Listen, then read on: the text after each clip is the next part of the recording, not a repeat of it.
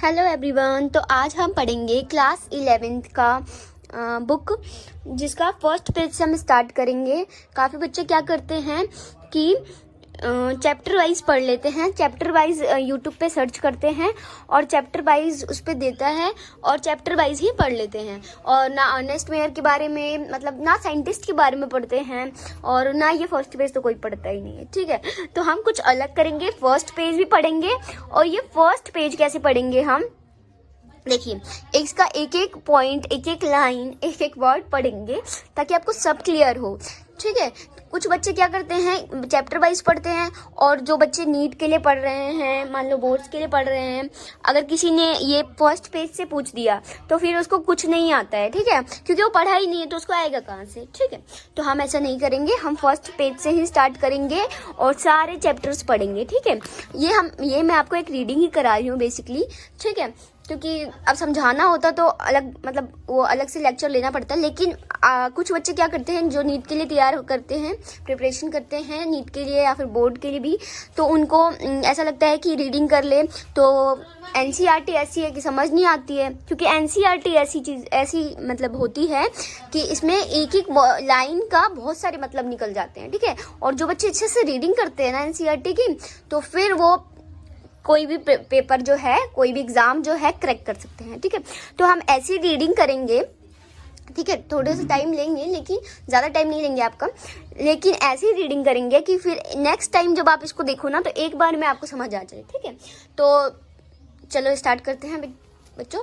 ठीक है, तो पहले मैं इसको इधर रख देती हूँ। ठीक है, पहले मैं आपको बोर्ड पे समझाऊंगी कुछ, उसके बाद हम इसको एक बार रीडिंग करेंगे।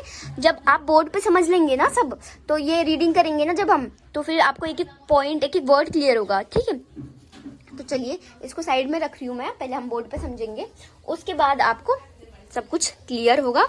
अगर क्लियर नहीं होगा तो आप कमेंट कर सकते हैं, कमेंट में पूछ सकते हैं मेरे से कुछ भी।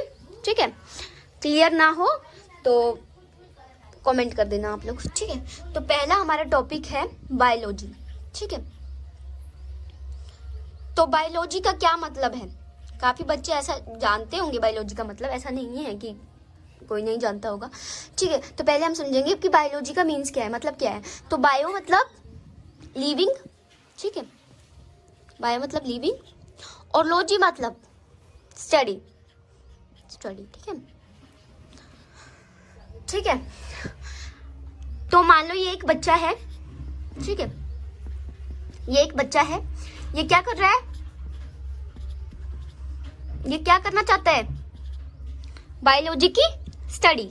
ठीक है, वो कैसे करेगा, इसको पता नहीं है, बायोलॉजी का मतलब पता नहीं है, तो इसने अपनी टीचर से पूछा, तो इसके टीचर ने बताया कि बायो मतलब लिविंग और लॉजी मतलब study.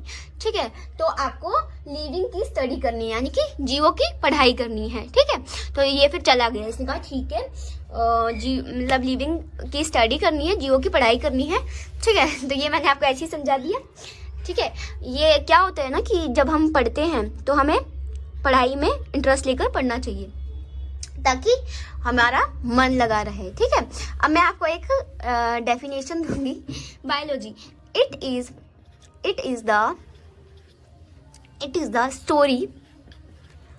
The story of life on earth.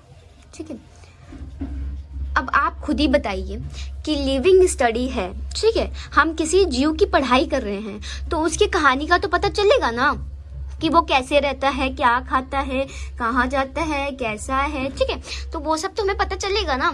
तो ये क्या बोल रहा है, it is the story of life on earth, कि अर्थ के ऊपर कितने लाइफ है उनकी स्टोरी के बारे में हम पढ़ रहे हैं। ठीक है, उसकी स्टोरी का तो पता चलेगा ना। एक और डेफिनेशन है बायोलॉजी का, ठीक है, वो भी क्लियर कर देते हैं कि स्टडी, देखो ये तो आपने इसी पॉइंट में ही, दोनों पॉइंट में ही समझ लिया, दोनों मतलब वर्ड में ही समझ लिया, सॉरी। ठीक है, तो स्टडी ऑफ लिविंग ऑर्गेनिज्म, कि लिविंग ऑर्गेनिज्म की स्टडी कर रहे हैं हम, ये तो मैंने आपको पहले ही समझा दिया, लेकिन एक लाइन भी है वो लिख लेते हैं तो ज़्यादा बेटर रहेगा, क्योंकि और ये आप अपनी नोटबुक में भी लिख सकते हो, या आप क्या कर सकते हो, ये मेंशन भी कर सकते हो, अपनी बुक पे ही मेंशन कर सकते हो, ठीक है। जब आप रीडिंग करोगे तो ये, सॉरी दिख नहीं रहा था बच्चों को, तो ये आप बुक पे भी मेंशन कर सकते हो। लिविंग प्रोसेस, ठीक है। तो आपको समझ आ रहा है क्या बोल रही हूँ मैं। बायोलॉजी का पहला डेफिनेशन हमने देख लिया, it is the story of life on earth, की अर्थ पे जो लाइफ है उनके स्टोरी के बारे में। और स्टडी ऑफ लिविंग ऑर्गेनिज्म, मतलब लिविंग ऑर्गेनिज्म की पढ़ाई करेंगे और वो कैसे प्रोसेस करते हैं, लिविंग प्रोसेस कौन सी प्रक्रिया करते हैं वो भी हम जानेंगे। अब दूसरा टॉपिक क्या है, अमेजिंग डाइवर्सिटी, ठीक है। अब अमेजिंग डाइवर्सिटी का मैं आपको एक चीज बना के दिखाऊंगी, सॉरी जी नहीं आएगा, देखिए नहीं आएगा, सॉरी, ठीक है। देखिए अमेजिंग डाइवर्सिटी का मतलब क्या है। अमेजिंग डाइवर्सिटी पहले तो लिख लें, उसके बाद मैं समझाऊंगी, ठीक है। Amazing diversity. अब देखिए इस टॉपिक से आपको क्या समझ आ रहा है, अमेजिंग डाइवर्सिटी मतलब कुछ अमेजिंग, ठीक है। हम नहीं बोलते वाओ अमेजिंग, ये चीज बहुत अच्छा है, हैरान हो जाते हैं कुछ चीजों को देख के, ठीक है। जैसे मैं आपको बना दूं, ये एक बच्चा है, ठीक है। तो ये बच्चा मतलब छोटा है, छोटा सा है, ठीक है। इसका कुछ भी नाम रख दो, चिंटू पिंटू, ठीक है। और एक बच्चा है जो कि बहुत लंबा है, ठीक है, बहुत लंबा है, ठीक है, बहुत लंबा है ये, इसके बाल भी ऐसे लंबे लंबे, और ये इसकी गर्दन इतनी लंबी, ये इतना लंबा, ठीक है, सॉरी ये इतना लंबा, ये इसके पैर इतने लंबे, और ये इतना लंबा। तो कुछ लोग देख के इसको क्या बोलेंगे, अमेजिंग, ठीक है। तो ऐसे ही बहुत सारे टाइप के अमेजिंग डाइवर्सिटी है, मतलब बहुत सारे ऐसे जीव हैं जिसको हम देख के क्या बोलते हैं, ये अमेजिंग, ठीक है। बहुत टाइप के स्नेक्स होते हैं, बहुत टाइप के कीड़े मकोड़े होते हैं, ठीक है, इंसेक्ट्स होते हैं, और मतलब बहुत टाइप के लिविंग ऑर्गेनिज्म होते हैं। इंसान में भी बहुत सारे अलग अलग लोग हैं, ठीक है, जिसको हम देख के बोले अमेजिंग डाइवर्सिटी। जैसे कि आप यहाँ पे देख सकते हो, इसका नाम चिंटू रख दो, इसका नाम मिंटू रख दो, पिंटू रख दो, ठीक है। तो ये भी अमेजिंग डाइवर्सिटी में ही आएगा। तो ये चीज़ मैं आपको समझा रही हूँ कि बहुत सारे टाइप के मतलब लिविंग ऑर्गेनिज्म है हमारे डाइवर्सिटी में, ठीक है। तो कुछ डाइवर्सिटी में जो कुछ स्पीसीज है अर्थ पे, कुछ ऐसी स्पीसीज थी जिनके बारे में हमें पता भी नहीं था, हमने उसके बारे में ढूंढा भी नहीं, और वो अब स्पीसीज गायब हो चुकी है, लुप्त हो चुकी है, ठीक है। तो मतलब कुछ ऐसे पेड़ थे जो हमें बहुत सारी लकड़ियां दे सकते थे, जो हमारे मतलब बहुत सारे मतलब यूज में आते, लेकिन हमने उनके बारे में ढूंढा ही नहीं, और अब वो उसकी स्पीसीज जो है वो गायब हो चुकी है, अब वो हम कभी देख भी नहीं सकते। लेकिन हमने थोड़ी समझदारी दिखाई और हमने क्या किया है, क्या किया है, देखिए, these are the million of species on earth, की मिलियन ऑफ स्पीसीज अर्थ के ऊपर जो है 1.7 to 1.8 मिलियन हमने ढूंढ लिया है, ठीक है। तो इतनी स्पीसीज के बारे में हमने ढूंढ लिया है, ये एनसीईआरटी में दिया हुआ है आपके, ठीक है। एनसीईआरटी में दिया नहीं है, लेकिन पहले लास्ट में देगा, इस पेज पे नहीं दिया, जो पेज मैं आपको समझा रही हूँ ये मैंने आपको एक्स्ट्रा ज्ञान के लिए समझा दिया है, ये एनसीईआरटी में दिया हुआ है, ये मैंने आपको एक्स्ट्रा ज्ञान के लिए समझा दिया है, ठीक है। ये बाद में दिया हुआ है, अभी नहीं दिया हुआ है, ठीक है। अगर हम इसको लाख में समझे तो 17 से 18 लाख हमने ढूंढ लिया है स्पीसीज, ठीक है। इतना आपको समझ आ गया, ठीक है। स्पीसीज, सॉरी पॉइंट नहीं आएगा, आगे भी है। Species are been described,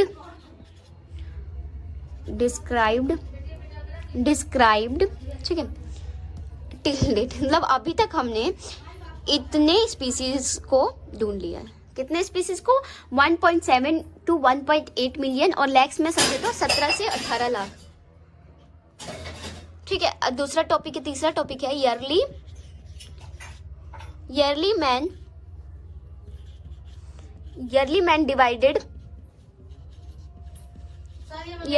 divided matter. Third topic है आपका yearly man divided matter, yearly man divided divided matter, ठीक है, ईयरली मैन डिवाइडेड मैटर, ये चीज है। आप देखिए इसमें 2 पॉइंट हैं। ये लोगों ने क्या किया था, ये लोग जानते थे कि क्या नॉन लिविंग है क्या लिविंग है, तो इन्होंने क्या किया था कि उनके फीचर को देख के, उनके कॉमन फीचर को देख के उन्होंने डिवाइड कर दिया था कि कौन सा एबायोटिक है कौन सा बायोटिक है। एबायोटिक मीन्स किसको पता है, एबायोटिक मीन्स नहीं पता है तो अभी पता चल जाएगा ठीक है, नहीं पता है तो अभी पता चल जाएगा। एबायोटिक मतलब नॉन लिविंग होता है, ठीक है, भूलना नहीं है, काफी बच्चे भूल जाते हैं, कंफ्यूजन होती है इसमें, होती है, किस को होती है, ठीक है। एबायोटिक नॉन लिविंग और इसको नॉन एनिमेट भी बोलते हैं, ठीक है, क्या बोलते हैं, नॉन एनिमेट, ठीक है, नॉन एनिमेट यानी कि जो एनिमल की कैटेगरी में ना आए, ठीक है, नॉन एनिमेट एबायोटिक होता है वो, ठीक है। जैसे क्या आएगा आपका एग्जांपल माने तो विंड, ये दिया हुआ है आपके एनसीईआरटी के जो पेज हम पढ़ रहे हैं उस पर दिया हुआ है, विंड, सी और फायर, ठीक है, हवा, समुद्र और आग, ठीक है, समझ आ रहा है। तो ये नॉन लिविंग है, वैसे भी आपको पता चल रहा होगा नॉन लिविंग है ये, ठीक है। दूसरा पॉइंट क्या है, बायोटिक। अब बायोटिक का मतलब क्या होता है, बायोटिक का मतलब होता है लिविंग। किस को पता है ये ठीक है, तो ये पता है ठीक है, पता होना चाहिए, अगर नहीं पता है तो पता होना चाहिए। इसको एनिमेट बोलेंगे, ठीक है, एनिमेट यानी कि एनिमल, ठीक है। अब इसमें क्या आएगा अगर हम समझे तो, इसमें पता है क्या डाल रखा है इन लोगों ने, प्लांट्स और एनिमल डाल रखा है, ठीक है, यानी कि लिविंग है प्लांट्स और एनिमल। इधर लिख दूं, चलिए इधर तो आएगा नहीं मेरे को ख्याल से, आ गया एनिमल्स, एस, ये एस आएगा, ठीक है, एनिमल्स। उसके बाद अब हम बायोलॉजी की तरफ व्यू करेंगे, व्यूज,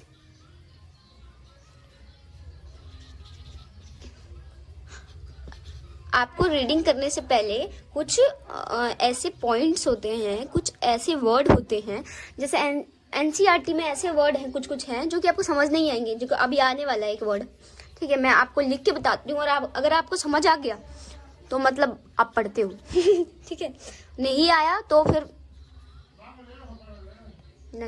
फिर आप नहीं पढ़ते हो, और क्या, ठीक है। अगर आपने एनसीईआरटी अच्छे से रीड की होगी, मतलब समझा होगा, तो मतलब आपको आता है, ठीक है। अब देखिए व्यू इन बायोलॉजी, अगर हम बायोलॉजी की तरफ व्यू करें तो एंथ्रोपोसेंट्रिक। अब एंथ्रोपोसेंट्रिक का मतलब क्या होता है, कुछ लोग ऐसे नहीं होते जो क्या करते हैं, मैं ही हूँ जो हूँ, सामने वाला कुछ नहीं है, ठीक है, उसी को बोलते हैं एंथ्रोपोसेंट्रिक, ठीक है। मतलब जो इंसान है, एक जो इंसान है वो अपने आप को सुपीरियर मान रहा है, बाकी सबको इन्फीरियर मान रहा है, उन्हें अपने आप से ही मतलब है, उन्हें ये समझ आ रहा है कि मैं ही हूँ जो हूँ, मैं ही बेटर हूँ, बाकी सब कोई कुछ नहीं है, ठीक है। तो ह्यूमंस आर, इसमें क्या होता है, एंथ्रोपोसेंट्रिक का मतलब क्या होता है, ह्यूमंस, ठीक है, ह्यूमंस आर सुपीरियर, ठीक है, वो अपने आप को सुपीरियर मानते हैं, ठीक है। एंथ्रोपोसेंट्रिक का मतलब अपने आप को सुपीरियर मानते हैं, और जो रेस्ट स्पीसीज है उसको कुछ नहीं मानते, वो उसको इन्फीरियर मानते हैं, कहते हैं भाई ये क्या है, मेरे सामने तो कुछ है नहीं है, ठीक है। तो ऐसे नहीं करना चाहिए, इससे क्या होती है, इससे एक प्रॉब्लम होती है, इससे काफ़ी सारी चीज़ें होती हैं, मैं आपको समझाती हूँ अभी। जब हम अपने आप को ये सब कुछ मानेंगे तो हम किसी के बारे में कुछ समझने की कोशिश नहीं करेंगे, किसी से कुछ बात नहीं करेंगे, बस अपने आप में रहेंगे। तो उससे क्या होगा, हमारी जो नॉलेज है वो कैसी रहेगी, लिमिटेड रहेगी, क्योंकि हमें किसी के बारे में कुछ पता नहीं चलेगा। तो ऐसे ही हम लोग अपने आप को ही मानते थे, और जो बाकी के जीव हैं उनके बारे में कभी हमने मतलब खोज करने की कोशिश नहीं की, तो हमें उनके बारे में पता भी नहीं चला, ठीक है।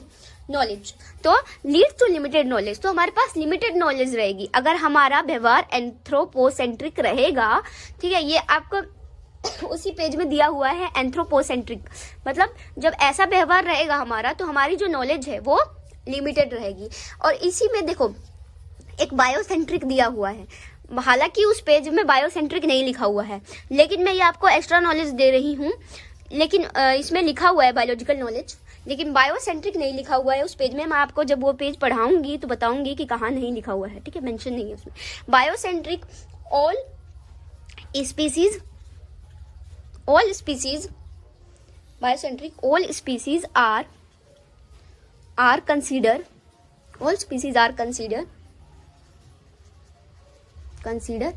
इक्वल। ठीक है, इसमें क्या होता है कि इसमें बायोसेंट्रिक में क्या होता है कि सब स्पीसीज को इक्वल माना जाता है, और इससे क्या होता है कि हमारा जो नॉलेज है, बायोलॉजिकल नॉलेज, वो बढ़ता है। समझ आ रहा है? किस किस को समझ आया? ठीक है, सबको समझ आया होगा, आई थिंक सो सबको समझ आया हो।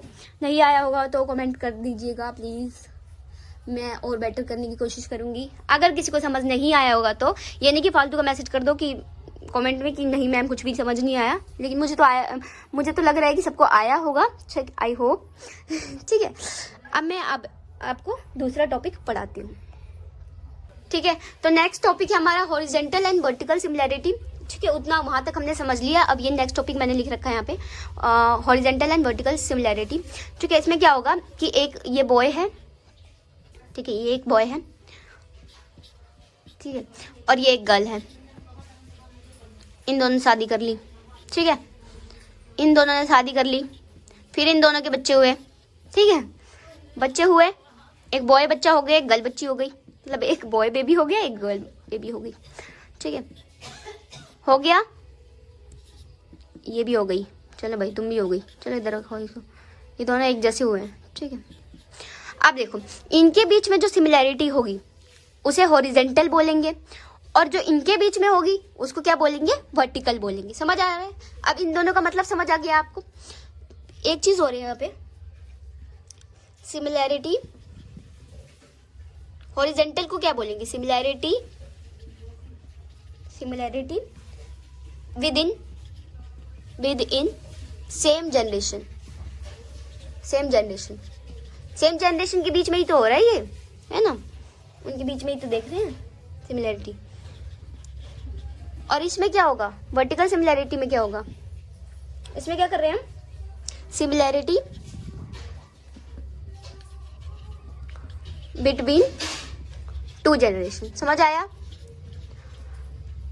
ये आपको, ये जो वर्ड है ये मेंशन है उस पेज पे, तो ये इस वर्ड को समझिए, इस वर्ड को हल्के मत लीजिए, नहीं तो ये समझ नहीं आएगा आपको, पूरी लाइन नहीं आएगी समझ। जनरेशन, ठीक है। अब एक लास्ट पॉइंट बची हुई है, उसके बाद हम पेज की रीडिंग स्टार्ट करेंगे। ठीक है, क्या है इसमें? All organism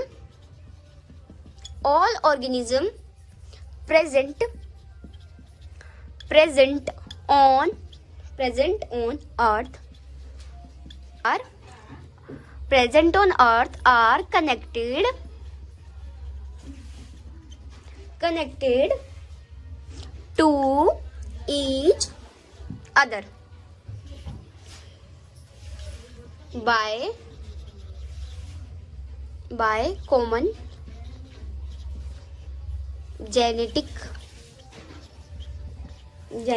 material. Example, nucleic acid. ये मेंशन नहीं है उसमें, मैंने आपको एक्स्ट्रा में समझाई है। ठीक है, ठीक है, ये मेंशन नहीं है, मैंने एक्स्ट्रा में समझाया। इसका मतलब क्या होगा? ऑल ऑर्गेनिज्म प्रेजेंट ऑन अर्थ, कि जो सारे लिविंग ऑर्गेनिज्म है जो अर्थ पे प्रेजेंट है वो एक दूसरे से कनेक्ट है एक कॉमन जेनेटिक मटेरियल से, जिसका नाम है न्यूक्लिक एसिड। ठीक है, समझ आ रहा है? अब हम बुक की रीडिंग करेंगे। ठीक है, तो अब हमने समझ लिया पूरा बोर्ड पे। अब हम unit 1 diversity in the living world की रीडिंग कर लेते हैं, फिर आपको समझ आ जाएगा सब कुछ। Biology is the science of life form and living process. Biology क्या है? कि एक लाइफ फॉर्म की कैसे जो लिविंग ऑर्गेनिज्म है वो रह रहा है, क्या कर रहा है, कैसे रह रहा है, लिविंग प्रोसेस क्या है उसका। ठीक है, और कौन सा लिविंग ऑर्गेनिज्म है वो। The living world compromise and amazing diversity of living organism. ठीक है, तो इसमें बता रहे हैं कि कैसे कैसे अमेजिंग डाइवर्सिटी के लिविंग ऑर्गेनिज्म रह रहे हैं वहाँ पे डाइवर्सिटी में। Yearly man could easily perceive the difference between inanimate matter and living organism. जो पहले के लोग थे वो समझ चुके थे कि कौन सा इनएनिमेट है, यानी कि कौन सा नॉन लिविंग है और कौन सा लिविंग ऑर्गेनिज्म है। समझ आ रहा है? लिविंग ऑर्गेनिज्म है। Early man define some of the inanimate matter पहले के लोगों ने डिफाइन भी कर दिया था कि कौन सा लिविंग क्या लिविंग है, क्या नॉन लिविंग है, क्या इनएनिमेट है। इनएनिमेट मतलब मैंने आपको समझाया था, नॉन लिविंग तो क्या क्या था ये भी समझाया था, विंड, सी, फायर एक्सेट्रा, ठीक है। And some among the animal and plant, और जो एनिमेट है, एनिमेट में मैंने समझाया था कि एनिमल और प्लांट आते हैं। A common feature of all such form of inanimate and animate object was the sense of awe or fear that they evoke। ठीक है, वो लोग समझते थे, कॉमन फीचर से समझ जाते थे कि वो कौन सा नॉन लिविंग है, कौन सा इनएनिमेट है, कौन सा एनिमेट है। लेकिन कुछ लोग क्या करते थे कि ऐसे अमेजिंग डाइवर्सिटी के मतलब लिविंग ऑर्गेनिज्म थे, डाइवर्सिटी में लिविंग, जिससे वो डर जाते थे और फियर भी था उनको, ठीक है। वो डरते भी थे और सेंस करते थे, इसीलिए वो काफ़ी लोग उसको मतलब अच्छा भी मानते थे, पूजा भी करते थे उसकी। लेकिन लास्ट में क्या हुआ, the description of living organism including human beings began much later in human history. ठीक है, उन्होंने क्या किया, लिविंग ऑर्गेनिज्म के बारे में जानने की कोशिश की। ठीक है, society which in girls in anthropocentric view. ठीक है, तो वो पहले के जो लोग थे वो एंथ्रोपोसेंट्रिक व्यू रखते थे। एंथ्रोपोसेंट्रिक का मैंने आपको मतलब समझाया था ना, जिसमें जो लोग हैं वो खुद को बस सब कुछ समझते हैं, उसके बाद सामने वाले को कुछ नहीं समझते हैं। तो जिसकी वजह से हमारी जो नॉलेज है वो कैसी हो जाती थी, लिमिटेड प्रोग्रेस। ठीक है, लिमिटेड प्रोग्रेस करते थे हम इन बायोलॉजिकल नॉलेज में। लेकिन मैंने आपको एक चीज़ और बताई थी, बायोसेंट्रिक व्यू। देखो इसमें है नहीं बायोसेंट्रिक व्यू, मैंने वो एक्स्ट्रा में समझाया था आपको दूसरा पॉइंट बना के। तो बायोसेंट्रिक व्यू अगर हम लोग रखते हैं तो हमारी जो बायोलॉजिकल नॉलेज है वो अच्छी हो जाती है। लेकिन हम एंथ्रोपोसेंट्रिक रखते हैं तो हमारी जो बायोलॉजिकल नॉलेज है वो लिमिटेड ही रह जाती है। Systematic and monumental description of life form brought in out of the necessity detail system of identification, nomenclature and classification. ठीक है, तो उसके बाद क्या हुआ कि जब लोगों ने बायोसेंट्रिक व्यू रखी तो वो समझना चाहते थे अपनी डाइवर्सिटी के बारे में, तो उन्होंने क्या किया, उन्होंने सिस्टम बनाया और जो लिविंग ऑर्गेनिज्म थे उसकी आइडेंटिफिकेशन करने लग गए, उसको खोजने लग गए और उनके नाम नोमेनक्लेचर रखने लग गए, उसको क्लासिफिकेशन करने लग गए। ठीक है, कि ये इस ग्रुप में आएगा, ये इस ग्रुप में आएगा, तो आपको ईजिली वो समझ पाएंगे आप। The biggest spin of such study was recognition of the sharing of similarities among living organism both horizontal and vertical। देखो horizontal and vertical similarity मैंने आपको बताया। ठीक है, वो एक बॉय एंड गर्ल बनाकर मैंने आपको समझाया था कि हॉरिजेंटल क्या है, कि जो एक जनरेशन में ही हो उसे हम हॉरिजेंटल बोलेंगे, और जो 2 जनरेशन में हो उसे हम वर्टिकल सिमिलैरिटी बोलेंगे। ठीक है, उसके बाद है that all present day living organism are related to each other and also to all organism that ever lived on earth। ठीक है, तो इसमें बोल रहा है कि अब के मतलब जो अब प्रेजेंट डे है इसमें क्या है कि जो लिविंग ऑर्गेनिज्म है एक दूसरे से रिलेटेड है। ठीक है, एक दूसरे से मिलते जुलते हैं। जैसे जब हम खुद को देखें तो हम एक गधे से ज़्यादा सिमिलर है बजाय एक बरगद के पेड़ के। ठीक है, तो हम क्या है, हम एनिमल से ज़्यादा सिमिलर होंगे ना, प्लांट से ज़्यादा सिमिलर थोड़ी होंगे। ठीक है, तो ये आपको समझ आ रहा है चीज़। उसके बाद है was a relevance which humble man and led to culture movement for conservation of biodiversity। तो जब लोगों ने लिविंग ऑर्गेनिज्म के बारे में फाइंड करना, उनकी आइडेंटिफिकेशन करने लग गए, इनका नोमेनक्लेचर नाम रखने लग गए, क्लासिफिकेशन करने लग गए, तो वो लोग हम्बल हो गए, बहुत विनम्र हो गए। ठीक है, और क्या किया उन लोगों ने, उनके बारे में और पता लगाने लग गए। In the flowing chapter of this unit, इस चैप्टर के यूनिट में हम लोग क्या करेंगे, classification of animal and plant के बारे में भी समझेंगे, टैक्सोनॉमिक पर्सपेक्टिव के। तो इस चैप्टर में, ठीक है, in the flowing chapter of unit हम लोग क्या समझेंगे, क्लासिफिकेशन ऑफ एनिमल और प्लांट के बारे में। अब जो हमारा अर्नेस्ट मेयर के जो ये साइंटिस्ट के बारे में है, ये हम नेक्स्ट वीडियो में मैं इसका पूरा डालूंगी, और ये ज़्यादा मिनट का नहीं होगा। ठीक है, ये मतलब मैं समझा दूंगी आपको कुछ ही देर में, तो ये नेक्स्ट वीडियो होगा, ज़रूर देखिएगा। और ये पूरा मैंने आपको समझा दिया। अगर इसमें कोई डाउट है तो आप कमेंट में पूछ सकते हैं।